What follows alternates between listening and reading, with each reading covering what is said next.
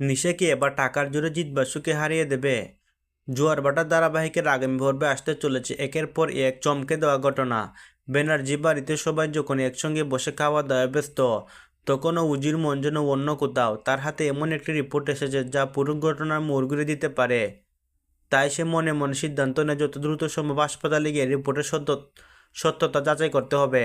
কারণ রিপোর্টে যদি যা লেখা আছে তা সত্যি হয় তাহলে অনেকের মুখোশ খুলে যাবে।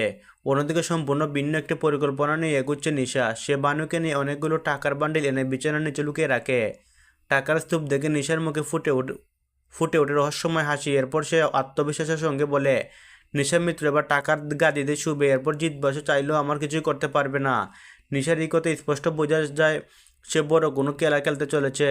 কিন্তু জিত বসু কি সত্যি চুপ করে থাকবে, নাকি উজির হাতে থাকা সেই রহস্যময় রিপোর্ট ভেঙে দিবে নিশার সব পরিকল্পনা?